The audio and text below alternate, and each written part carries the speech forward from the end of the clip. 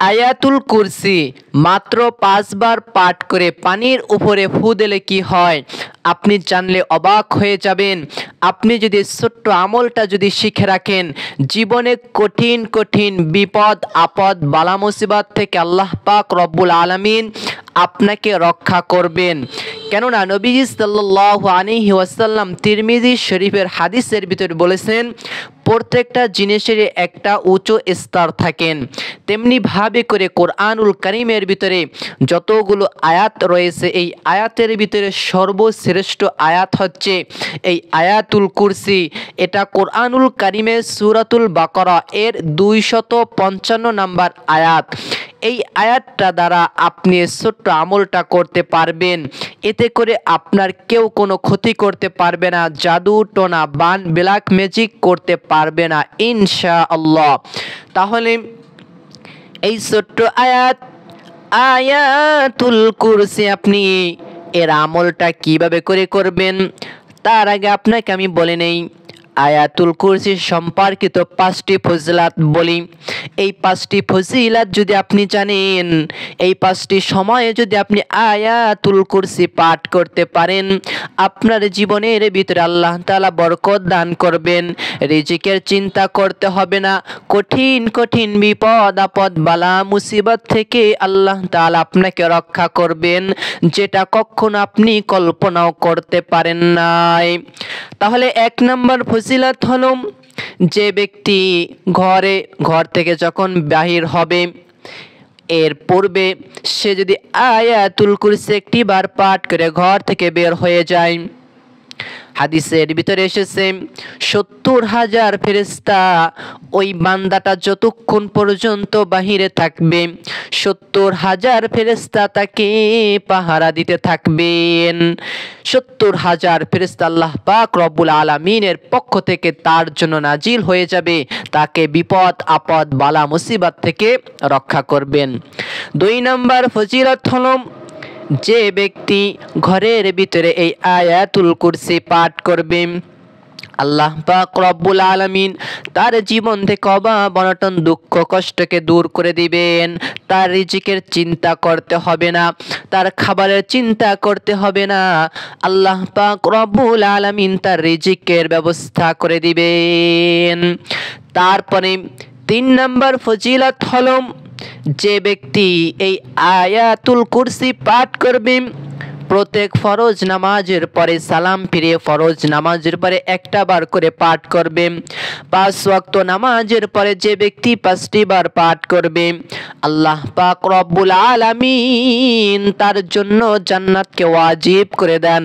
নবীজি সাল্লাল্লাহু আলাইহি ওয়াসাল্লাম হাদিসের ভিতরে বলেন, যে বান্দা 5 ওয়াক্ত ফরজ নামাজের পরে আয়াতুল কুরসি পাঠ করে, তার ভিতরে আর জান্নাতের ভিতরে মাঝখানে একটা দেওয়াল হলো, সেটা মৃত্যু। তিনি যখনই মৃত্যু বরণ করবেন সঙ্গে সঙ্গে তিনি জান্নাতে চলে যাবেন, সুবহানাল্লাহ। এবং 4 নম্বর ফজিলত হলো, যে ব্যক্তি আয়াতুল কুরসি পাঠ করবে তার কখনো রিজিকের চিন্তা করতে হবে না, তার অভাব অনটন থাকবে না। তারপরে কেউ যদি রাতে ঘুমানোর পূর্বে আয়াতুল কুরসি পাঠ করে, তাহলে আল্লাহ পাক রব্বুল আলামিন তার যত জানমাল রয়েছে যেটাই থাকুক, আল্লাহ পাক রব্বুল আলামিনের ফেরেশতা তার জানমালকে পাহারা দিয়ে দিবেন, সুবহানাল্লাহ। এটা হলো 4 নাম্বার ফজিলাত। যে ব্যক্তি রাতে ঘুমানোর পূর্বে আয়াতুল কুরসি পাঠ করবে, তার জানমাল, তার সন্তান, মা বাবা সকলকে আল্লাহ পাক রব্বুল আলামিনের ফেরেশতারা তাকে পাহারা দিয়ে রাখবেন, সুবহানাল্লাহ। 5 নম্বর ফজিলত হলো, যদি কেউ এই আয়াতুল কুরসি পাঠ করে, তাকে কেউ ব্ল্যাক ম্যাজিক, তাকে কেউ ক্ষতিগ্রস্ত করতে পারবে না। যেমন ব্ল্যাক ম্যাজিক করে জাদু টোনা বান করে থাকে, এই সকল বিপদ আপদ থেকে আল্লাহ পাক রব্বুল আলামিন তাকে হেফাজত করবেন, সুবহানাল্লাহ। তাহলে 5টি ফজিলত সম্পর্কে আমরা জানলাম। এখন আমরা এই আয়াতুল কুরসি এর আমলটা আপনি কিভাবে করে করবেন সেটাই আমি বলে দিচ্ছি। দেখেন, প্রতিটা জিনিসের আপনি যদি ফজিলত না জানেন তাহলে আপনি কখনোই আমলটা করে শান্তি পাবেন না। মনের ভিতরে কেমন যেন একটা হতাশা হতাশা লাগবে। আপনি যদি ফজিলাত জানেন সেক্ষেত্রে আপনার আমল করতে ভালো লাগবে। এই জন্য প্রথমে যে আমরা একটু ফজিলাত নিয়ে আলোচনা করি, এটা যদি আপনি জানেন তাহলে আপনার ভিতরে আমল করার জন্য ইচ্ছা জাগবে, আগ্রহ জাগবে। তাহলে মনে রাখতে হবে এই আমলটা করার পূর্বে সুন্দরভাবে করে আপনি অজু করে নেবেন। অজুর শুরুতে আপনি যদি ছোট্ট দোয়াটি পাঠ না করে থাকেন তাহলে কিন্তু আপনার অজু কখনো হবে না, আপনার নামাজও কিন্তু হবে না। অজুর শুরুতে আপনি পাঠ করবেন বিসমিল্লাহির রহমানির রহিম। বিসমিল্লাহ পাঠ করে আপনি সুন্দরভাবে করে অজু করে নেবেন। যে ব্যক্তি সুন্দরভাবে করে অজু করবে এবং অজুর পর একটা দোয়া পাঠ করবে, আল্লাহ পাক রব্বুল আলামিন তাকে 3টা পুরস্কার দান করবেন। 1 নম্বর পুরস্কার হলো অজু করার সঙ্গে সঙ্গে বান্দার শরীরে যত গুনাহ আছে গুনাহগুলোকে আল্লাহ তাআলা মাফ করে দিবেন। অজু করার সঙ্গে সঙ্গে গুনাহগুলো ঝরে পড়ে যাবেন। 2 নম্বর পুরস্কার হলো কাল কিয়ামতের ময়দানে ওই কঠিন সময় তার অজুর স্থানগুলো নূরে নূরান্বিত হয়ে যাবে, ঝলক মেরে উঠবে। ওই উম্মতদেরকে দেখে নবীজি সাল্লাল্লাহু আলাইহি ওয়াসাল্লাম তাকে চিনতে পারবেন। এরপরে 3 নাম্বার হলো আপনি অজু করবেন। অজু শেষ করে আপনি আকাশের দিকে তাকিয়ে আঙ্গুলটাকে এইভাবে করে রেখে আপনি পাঠ করবেন আশহাদু আল্লা ইলাহা ইল্লাল্লাহু ওয়া আশহাদু আন্না মুহাম্মাদান আবদুহু ওয়া রাসূলুহু।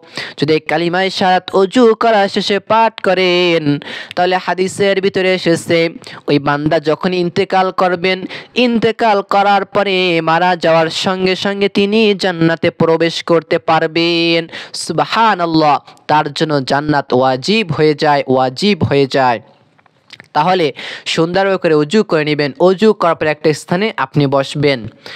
বসার পরে এইবার সর্বপ্রথমে আপনি ইস্তেগফার পাঠ করবেন। এই ইস্তেগফারটি পাঠ করবেন কেননা আল্লাহ পাক রব্বুল আলামিন নিজেই বলেছেন ফাকুল তুস্তাগফিরু রাব্বাকুম ইন্নাহু কানা গফফারা।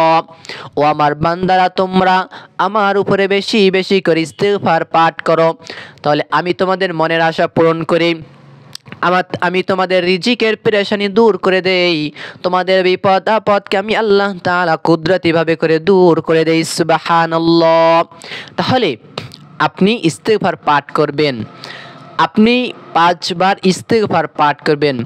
আস্তাগফিরুল্লাহ রাব্বি মিন কুল্লি যামবি ওয়া আতুবু ইলাইহি লা হাওলা ওয়ালা কুওয়াতা ইল্লা বিল্লাহিল আলিয়্যিল আযীম। এই ইস্তেগফারটা পারলে 5 বার পাঠ করবেন, অথবা ছোট্ট ইস্তেগফার আস্তাগফিরুল্লাহ আস্তাগফিরুল্লাহ আস্তাগফিরুল্লাহ 5 বার পাঠ করবেন। এরপর আপনি 5 বার দুরূদ শরীফ পাঠ করবেন। দুরূদ ইব্রাহিম পারলে সেটা পড়বেন। اللهم صل على محمد وعلى آل محمد كما صليت على إبراهيم وعلى آل إبراهيم إنك حميد مجيد اللهم بارك على محمد وعلى آل محمد كما باركت على إبراهيم وعلى آل إبراهيم إنك حميد مجيد। দুরূদ ইব্রাহিম আপনি 5 বার পারলে 5 বার পাঠ করবেন, অথবা ছোট্ট দুরূদ সাল্লাল্লাহু আলাইহি ওয়াসাল্লাম সাল্লাল্লাহু আলাইহি ওয়াসাল্লাম সাল্লাল্লাহু আলাইহি ওয়াসাল্লাম পাঠ করলেন। এরপর আপনি 1 গ্লাস পানি নেবেন। এই পানির উপরে একটা দম করবেন, এইভাবে একটা ফু দিয়ে দিবেন পানির উপরে। এরপর আপনি আয়াতুল কুরসিটাকে আউযু বিল্লাহি এবং বিসমিল্লাহ সহকারে 5 বার পাঠ করবেন। কেননা এই আয়াতুল কুরসি প্রথম পাঠ করলেন আউযু বিল্লাহি মিনাশ শাইতানির রাজিম বিসমিল্লাহির রহমানির রহিম الله لا إله إلا هو الحي القيوم لا تأخذه سنة ولا نوم له ما في السماوات وما في الأرض من ذا الذي يشفع عنده إلا بإذنه يعلم ما بين أيديهم وما خلفهم ولا يحيطون بشيء من علمه إلا بما شاء وسع كرسيه السماوات والأرض ولا يؤوده حفظهما وهو العلي العظيم। একবার পাঠ করলেন, এরপর আপনি পানিতে একবার ফু দিয়ে দিবেন, এভাবে করে আপনি ফু দিয়ে দিলেন। এরপরে আবার দ্বিতীয়বার পাঠ করবেন আয়াতুল কুরসি, বিসমিল্লাহ পাঠ করে আবার দ্বিতীয়বার আয়াতুল কুরসি পড়বেন, দ্বিতীয়বার আরেকটা ফু দিয়ে দিবেন। এবার আবার তৃতীয়বার পড়বেন, তৃতীয়বার একটা ফু দিয়ে দিবেন। চতুর্থবার পড়বেন, চতুর্থবার একটা ফু দিয়ে দিবেন। এরপরে পঞ্চমবার পড়বেন, আরেকটা ফু দিয়ে দিবেন। এবার আপনি এইভাবে করে 5 বার আয়াতুল কুরসি পাঠ করলেন, 5 বারে আপনি কি করলেন? ফু দিলেন। হ্যাঁ, এরপরে আপনি একটা কাজ করবেন, আবার সেই ছোট্ট দুরূদটাকে আপনি সাল্লাল্লাহু আলাইহি ওয়াসাল্লামের দুরূদটাকে আবার 5 বার পাঠ করবেন। এরপরে আপনি যদি পারেন বড় দুরূদ ইব্রাহিম, যে দুরূদটাকে আমরা নামাজে পড়ি, ওই দুরূদটা আপনি পাঠ করলে সব থেকে ভালো হয়। দুরুদের ভিতরে সর্বোত্তম দুরুদ হলো দুরুদ ইব্রাহিম, সেই জন্য এই দুরুদটাকে কিন্তু আমরা নামাজে পাঠ করে থাকি। দুরুদ ইব্রাহিম পারলে আগে পরে দুরুদ ইব্রাহিম পড়বেন, দুরুদ ইব্রাহিম যদি না পারেন তাহলে ছোট দুরুদ সাল্লাল্লাহু আলাইহি ওয়াসাল্লাম পাঠ করলেও হবে। এরপরে সর্বশেষে আপনি 5 বার এই দুরুদ পাঠ করে আবার এরপর আপনি আবার পানিতে ফু দিয়ে দিবেন। এই মোট 7 বার আপনি পানিতে ফু দিলেন। এরপরে সর্বশেষে আপনি নিয়াত করবেন, যদি আপনাকে কেউ ব্ল্যাক ম্যাজিক অথবা বান জাদুটোনা করে থাকে, তাহলে এই আয়াতুল কুরসি 5 বার পরে পানিতে ফু দিয়ে তাকে স্মরণ করবেন মনে মনে সর্বশেষে যে আল্লাহ, আপনি যদি জেনে থাকেন যে আপনাকে বান অথবা জাদুটোনা করা হয়েছে, অথবা আপনি মনে করেন যে আপনাকে করা হয়েছে, আপনি ক্ষতিগ্রস্ত হয়ে আছেন, কিন্তু আপনি ওই লোককে চিনেন না, জানেনও না, আপনি আল্লাহ তাআলাকে মনে মনে বলবেন। এরপরে আপনি আল্লাহ তাআলার কাছে 2টা হাত তুলে প্রথমে পাঠ করবেন ইয়া যাল জালালি ওয়াল ইকরাম, ইয়া যাল জালালি ওয়াল ইকরাম, ইয়া যাল জালালি ওয়াল ইকরাম, ইয়া হাইয়ু ইয়া কাইয়ুম বিরহমাতিকা ইয়া আস্তাগীথ। এই দোয়াটা পাঠ করবেন। এরপর আপনি আল্লাহ তাআলার কাছে মুনাজাত তুলে আল্লাহ তাআলার কাছে দোয়া করবেন এবং বলবেন যে আল্লাহ, যেই সকল শত্রুরা আমার শত্রুতামি করে আমার ক্ষতিগ্রস্ত করলো, আমাকে ক্ষতির ভিতরে ঠেলে দিল, ও আল্লাহ, তাদের যদি হেদায়েত থাকে তুমি হেদায়েত দান করো, আর তা না হলে তুমি তোমার নবীর উসিলায় তাদেরকে ধ্বংস করে দাও, এবং আমাকে তুমি জাদুটোনা ব্ল্যাক ম্যাজিক থেকে রক্ষা করো, মাফ করো। এইভাবে করে করে আপনি আল্লাহ তাআলার কাছে মোনাজাত দিবেন। মোনাজাত শেষ করার পরে ওই পানিটাকে আপনি কি করবেন? ওই পানিটাকে আপনি রেখে দিবেন। রেখে দেওয়ার পরে আপনি পানিটাকে পান করবেন। আপনি যদি জাদুটোনার ক্ষতিগ্রস্ত হয়ে থাকেন, আপনি নিজেও পান করতে পারবেন, অথবা আপনার ছেলে সন্তানদেরকে আপনি পানিটাকে পান করাতে পারবেন, তাদেরকে খাওয়াই দিলেও হয়ে যাবে ইনশাআল্লাহ। তাহলে আমি আশা করতেছি আয়াতুল কুরসি 5 বার পাঠ করে পানিতে ফু দিলে কি হবে?